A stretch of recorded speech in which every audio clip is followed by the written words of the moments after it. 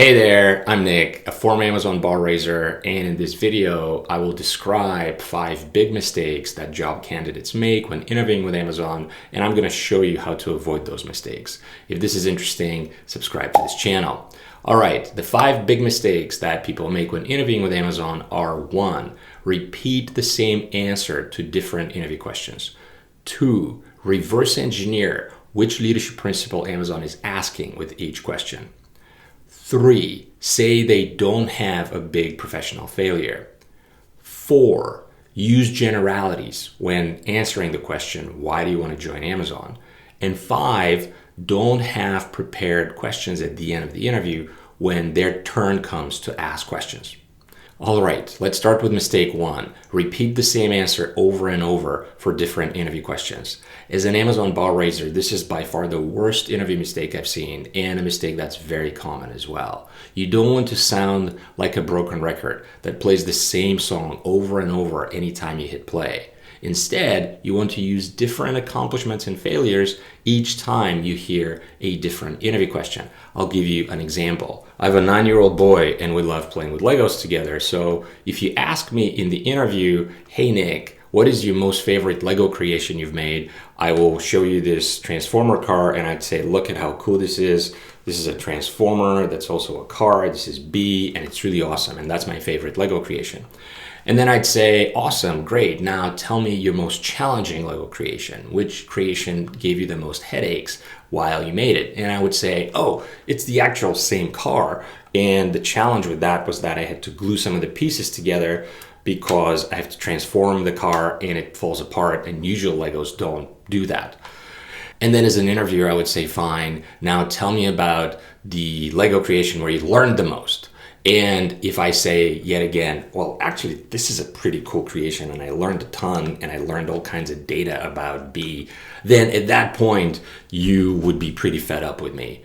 And you would think that I don't have a diverse set of accomplishments. Instead, I should show you a bunch of my other creations. There's this Pac-Man Lego that we put together, or this Nintendo TV where you, as Mario, jump over Goombas and so on and so forth. So the point is, do not repeat the same answer to different interview questions. The peril you walk into by repeating the same answer over and over is that the interviewer may think that your scope is too limited for the role you're interviewing for and would recommend a no hire as a result. Do not do that.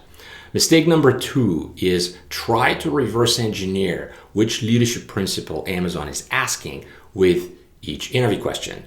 Some context first. Amazon has 16 behavioral leadership principles, which they examine whether you raise the bar on these principles or not with different behavioral interview questions. So, for example, if Amazon wants to find out if you raise the bar on backbone, disagree, and commit, they would ask you a question like, hey Nick, tell me a time when you disagreed on something important with your manager. So lots of interview candidates go online looking for these interview questions and they memorize how to answer them, thinking that doing so is going to prepare them for the interview. That is a big mistake because of 2 reasons. Before I tell you what those reasons are, let me show you another quick example. So I have these 5 crayons in my hand and I would ask you, which one of these 5 crayons is the shortest?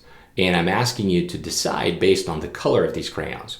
So my question is nonsensical. There's no correlation. There's no link at all between the color of the crayons and their length. So I might feel like guessing, and maybe today I feel like green, and I would say, well, the green crayon is the shortest, and lo and behold, I'm wrong. So if I show you all the crayons, the shortest crayon is actually the pink crayon.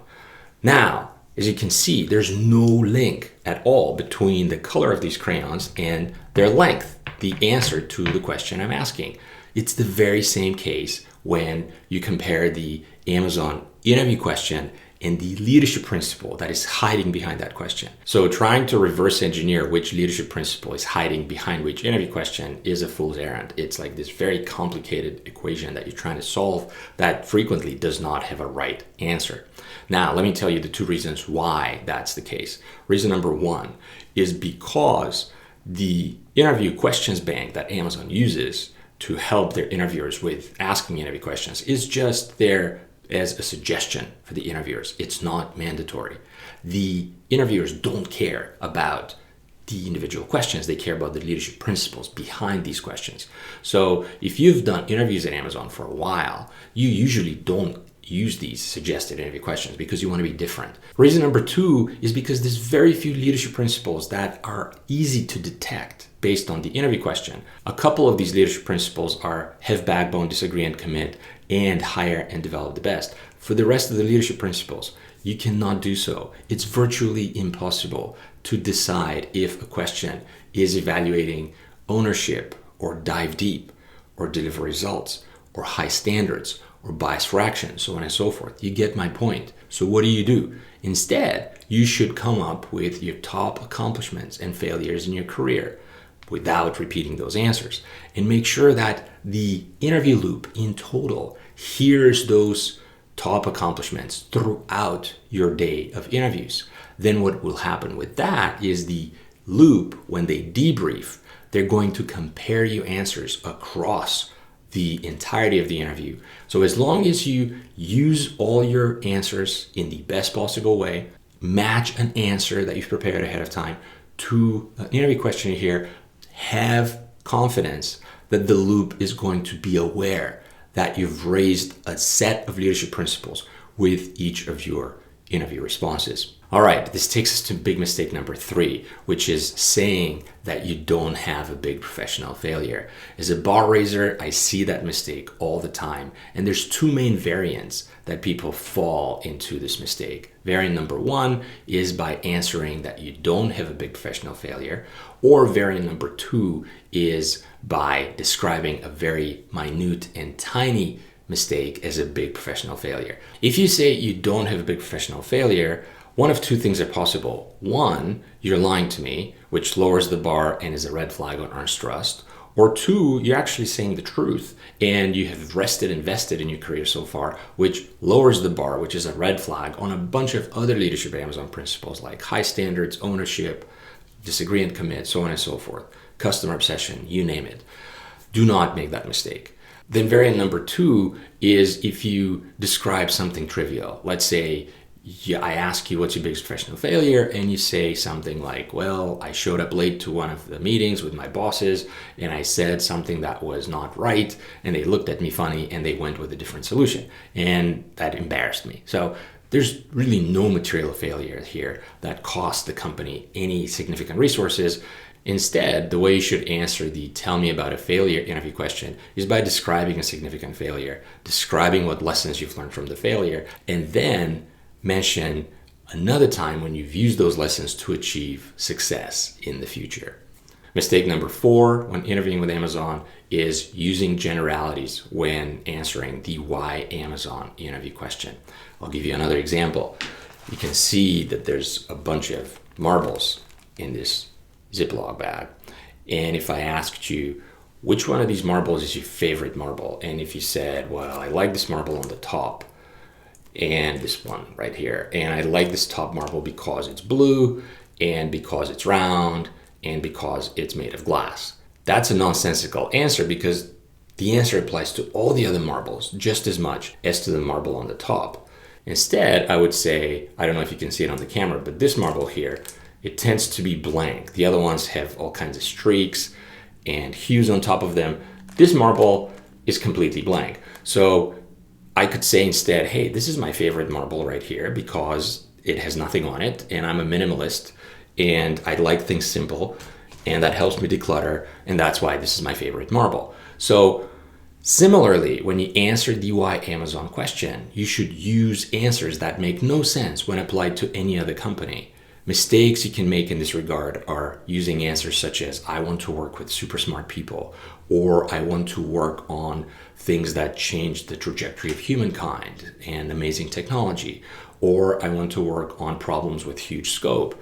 These are all good answers, but they show laziness. They show that you have not done your homework. You've not prepared for the interview.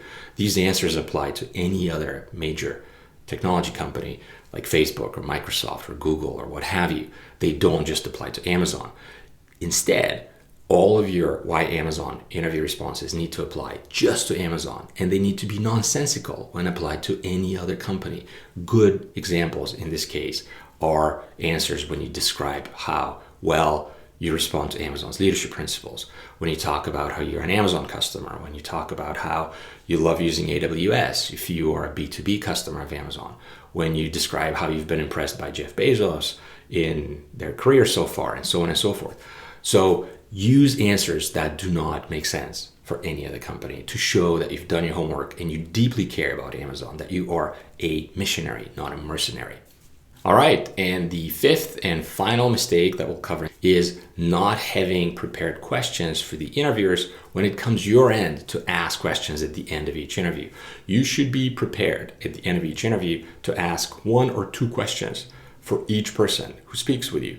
If you've come all the way to the end, you've done a fantastic job with your interview loop, you've impressed each person you've spoken with, and then at the end they say, "Great, Nick, thanks a lot. We maybe have a couple of minutes. Do you have a question or two for me?" And if I say, "No, I don't, I'm good, thanks a lot," that's a big miss, that's a big whiff. And it again shows that you are not curious enough for this job. You don't care about it enough. Maybe it shows that you're more of a mercenary than a missionary again. And that's not a mistake. That's not a trap you want to fall into.